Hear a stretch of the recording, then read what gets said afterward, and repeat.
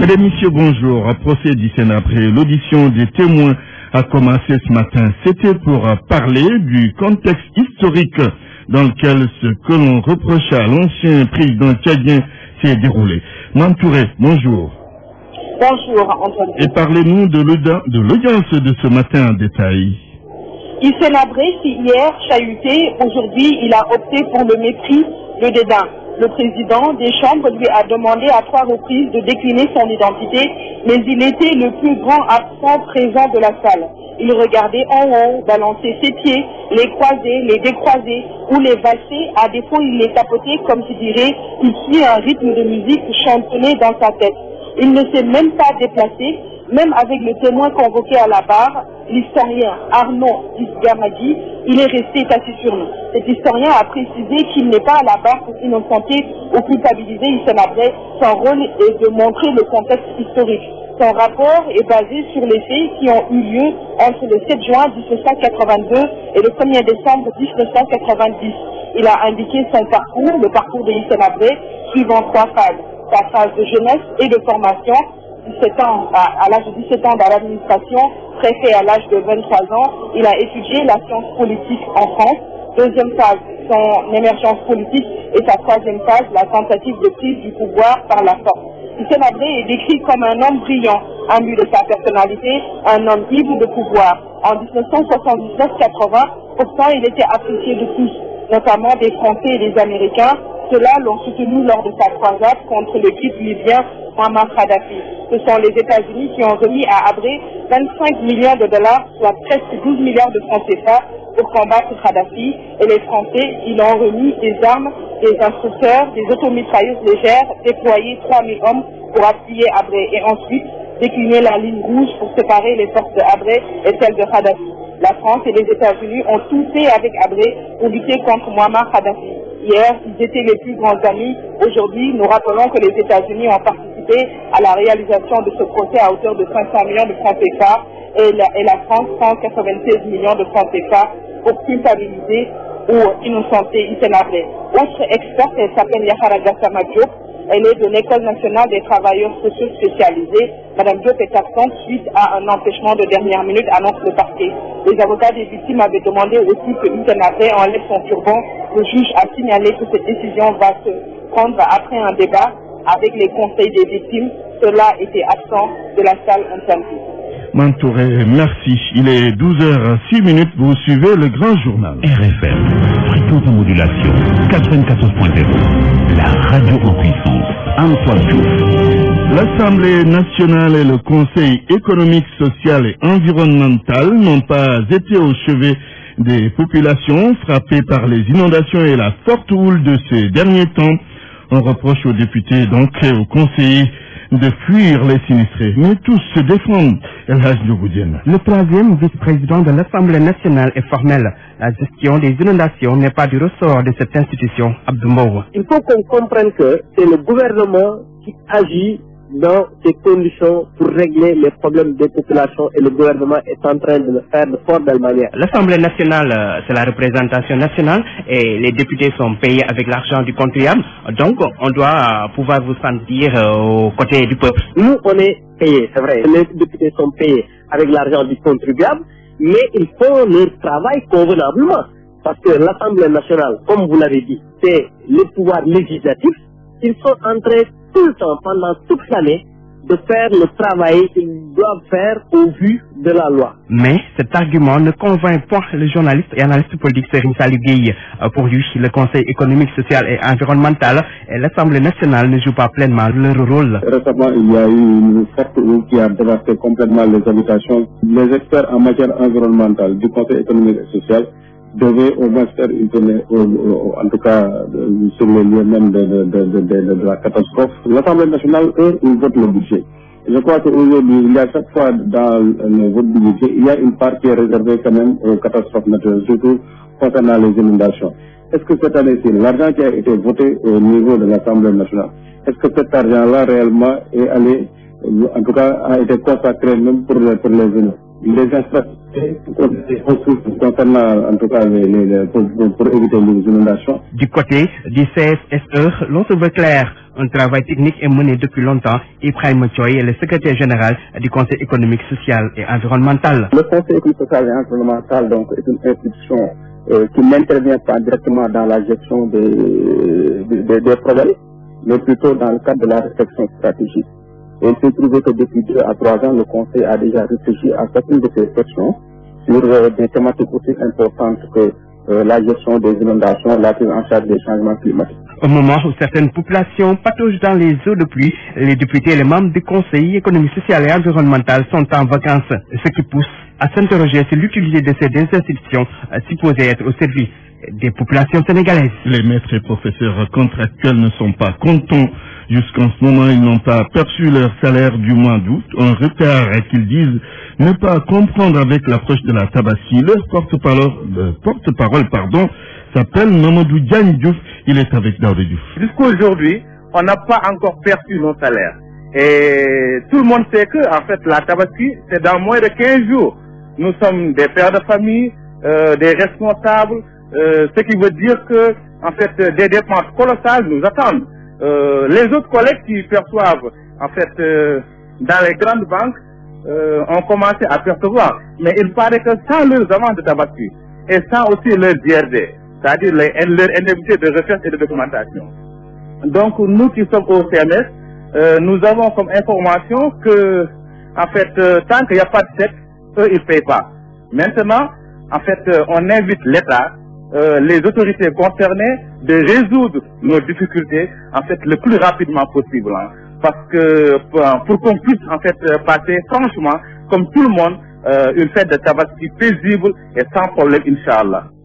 Forêt de Kaon, dans la région de Kaolack, pas beaucoup de moutons. C'est parce que le bétail en provenance du Mali n'est pas encore arrivé. Reportage aux forêts de Kaon, Ibrahim Diamé. C'est en forêt plus ou moins clairsemé, quelques troupeaux de moutons sous le regard vigilant de leurs vendeurs, morts pour la plupart, peinent à remplir les espaces exigus du marché de Kaon. À moins de 20 jours de la Tabaski, si l'on arrive à circuler librement dans ce forêt sans buter sur des moutons, cela veut dire que la masse de bêtes qui était là l'année dernière à pareil moment est largement supérieure. C'est l'analyse de Salim Fall, un homme du sérail qui porte jalousement son regard vers son troupeau. Oui, il y a une grande différence. L'année dernière, en ce moment-là, toutes les voitures sont venues. Tous les moutons sont là. Mais actuellement, il y a un retard. C'est pour ça qu'il n'y a pas de moutons ici. Il n'y a rien. Tout ce qu'il y a là, c'est pas beaucoup. Par rapport à l'année passée. Donc il y a une différence. La raison principale de cette situation qu'ils ont avancée, lui et beaucoup d'autres de ses collègues, ce sont des taxes qu'ils jugent élevées au niveau de la frontière avec le Mali. Bon, les Mali, ils ont fait une taxe. Et si tu ne payes pas, tu ne passes pas. Donc les voitures sont bloquées là-bas. Le renforcement de la sécurité pour leur bétail et pour eux-mêmes fait partie de leurs plus grandes préoccupations, bien que les gendarmes font parfois des rondes, les agressions et vols à main armée de l'année dernière qui s'étaient soldés par des blessés graves dépossédés de leurs biens, hantent toujours leurs esprits. Ibrahim Diamé Kaoun, Radio Futur Média. Le mouton, c'est l'équation qui s'oppose à beaucoup de pères de famille qui ne dorment plus à 2 semaines de la Tabaski. Ils cherchent par tous les moyens à trouver un mouton pour le sacrifice. Et pour les chefs de famille qui en ont déjà trouvé, l'angoisse est ailleurs. Reportage sur Tambaï. Vêtu d'un ensemble bleu ciel, le vieux mort essuie ses lunettes teintées et les réajuste sur son nez pour se protéger du soleil. 1000 questions se bousculent dans sa tête et la plus importante, où trouver un mouton? Je n'en ai pas encore acheté parce que je n'ai pas d'argent. C'est très angoissant, mais Dieu est grand. Plusieurs chefs de famille ne ferment plus l'œil de la nuit. À quelques jours de la Tabaski, Mohamed, vendeur de chaussures, est désorienté. Rien du tout. Je ne dors plus, j'ai une femme et des enfants et ils me mettent la pression. Les autres achètent un mouton et pas moi. El Haj, lui non plus, n'a pas encore acheté un mouton, mais ce n'est pas faute de moyens. À l'approche de la fête, les prix vont baisser. Shamsidine fait partie de ceux qui ne se mettent pas la pression. Et fort heureusement pour lui, le mouton est déjà acquis. Si j'ai un mouton, c'est bon, sinon c'est pas grave. Mais Dieu merci, j'en ai, il me reste juste les autres dépenses. Son ami cher se base sur des calculs pour s'en sortir. Le mouton que j'ai est trop grand pour moi et ma famille. Je veux le vendre et acheter un mouton plus petit. Si je n'y arrive pas, eh bien voilà, je suis obligé de le garder. Les moutons n'ont pas encore envahi la capitale et le stress ne cesse d'accroître chez les chefs de famille. Pas d'argent, pas de moutons, le pire cauchemar de tout père. On fera le point dans Point de vue. Ce sera dans quelques minutes, aux alentours de 12h30 pour l'instant. Il est 12h13. Le journal. L'actualité politique. Le Front patriotique pour la défense de la République commence à enregistrer des candidatures pour la prochaine élection présidentielle. Karim Wade et Abdoulaye Baldé se sont déjà signalés, mais question, la guerre des égos ne risque-t-elle pas d'avoir raison du front de l'opposition? Mohamed Ali Mouba signe le dossier du jour. Pour le porte-parole du Front patriotique pour la défense de la République, la pluralité des candidatures au sein du FPDR ne dérange aucunement. Bien au contraire, estime Bamaya, le porte-parole du Front. La stratégie, c'est que chacun mobilise toutes ses forces et récupère toutes ses voix au premier tour, et au deuxième tour, s'il y en a, tout le monde se regroupe autour du candidat de l'opposition. Au PDS, la problématique d'une candidature unique au pluriel n'est pas encore discutée, mais au cas où la pluralité des candidatures s'imposerait, il n'y aurait pas matière à s'inquiéter. Lamine Ba, membre du comité directeur du PDS. Je vous rappelle qu'en 2012, Macky Sall était dans le cadre d'une coalition qui s'appelait Benno Bokk Yakaar, qui avait plus de 14 candidats. Vous comprenez? Donc nous, pour l'instant, ce que nous disons, nous sommes en train de travailler pour l'élection de notre candidat qui s'appelle Karim Wade, et nous sommes dans le cadre d'une coalition qui s'appelle Front patriotique pour la défense de la République. L'analyste politique Momar Seyni pense que tout dépendra de l'approche qui va être choisie. C'est normal, c'est le cadre démocratique qui le permet. Maintenant, si le Front se met d'accord sur une plateforme unitaire, une unité d'action, c'est-à-dire qu'ils vont se dire, chacun va aller à la candidature, et au deuxième tour, nous allons essayer de voir comment nous regrouper autour de la personne ou du candidat qui aura eu la meilleure place. Je pense qu'on ne peut pas s'offusquer que chacun, parce que le choix même de se présenter relève de l'ego personnel. Ça, on ne peut absolument rien que dans tous les pays du monde. Pour le moment, Karim Wade reste le candidat du PDS. À l'UCS, c'est Abdoulaye Baldé qui serait choisi sur la route de la présidentielle. D'autres devraient se manifester.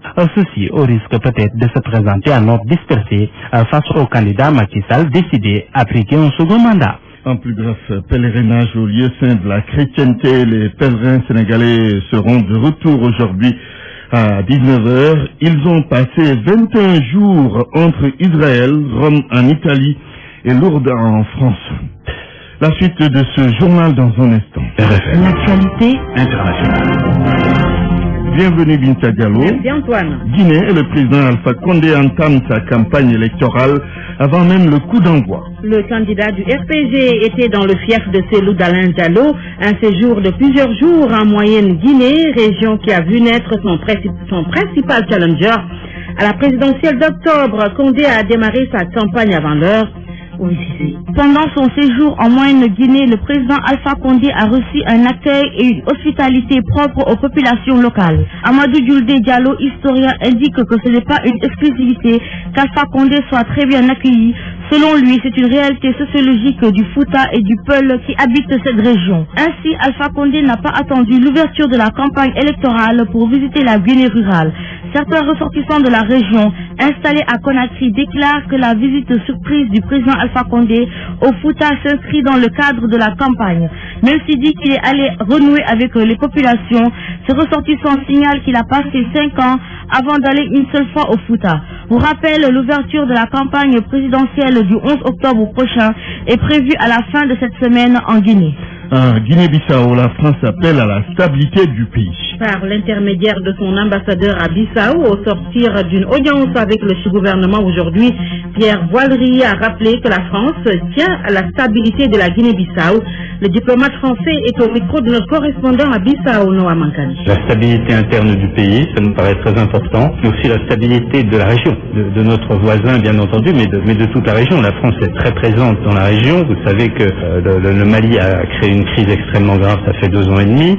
Vous savez également que la France entretient un fort dispositif militaire, que nous travaillons beaucoup avec nos partenaires de la région, au premier plan desquels le Sénégal. Donc nous souhaitons vraiment travailler à la stabilité du pays, parce que c'est la stabilité de la sous-région, et à l'intégration du pays dans cette sous-région et dans la CEDEAO dont le président Macky Sall assure la présidence depuis plusieurs mois. Le nouveau Premier ministre bissau-guinéen a également reçu l'ambassadeur du Sénégal à Bissau, le général Babacar Seck, et lui revenu sur les relations qu'entretiennent les deux pays. Vous l'entendrez dans nos prochaines éditions. Des soldats camerounais de la MINUSCA ont manifesté aujourd'hui à Yaoundé. Pour réclamer leur salaire et leurs primes, plus de 300 soldats camerounais envoyés en Centrafrique ont manifesté dans les rues de Yaoundé aujourd'hui. Sodalo. Ils étaient plus de 300 soldats à marcher dans les rues de Yaoundé. Ces militaires ont défilé en rang serré au centre-ville avant de se diriger vers le quartier général de l'armée, situé non loin du palais de l'Assemblée nationale. Ils ont crié leur dépit en brandissant des pancartes hostiles à leur hiérarchie. Le malaise ainsi manifesté dans la rue est le fruit d'un profond problème apparu depuis plus d'1 an. En effet, plusieurs membres du contingent camerounais avaient dénoncé la décision de leur hiérarchie de ne verser que le tiers, soit 250 000 francs CFA des primes mensuelles promises.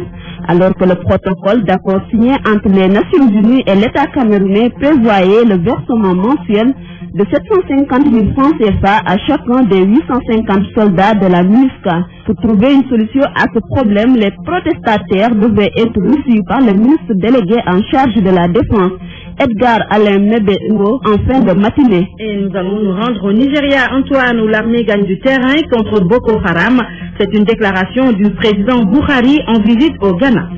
Le Gabon enregistre sa première candidature à la présidentielle de 2016. Minlama Mintogo, il est le président de la Convention nationale de l'interposition.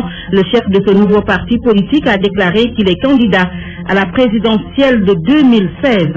Assassinat en série au Burundi, Binta. Un autre opposant a été tué à Bujumbura. Il s'appelle Patrice Garungu, porte-parole de l'Union pour la paix et la démocratie. Avant lui, c'est le secrétaire général de ce même parti qui a été abattu.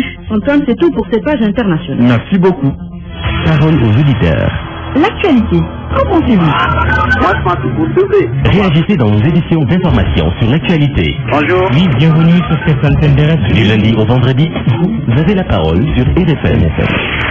Préparatif de la Tabaski, RFM fait le point sur le marché du mouton à 2 semaines de cette fête. Vous aurez la parole aux alentours de 12h30.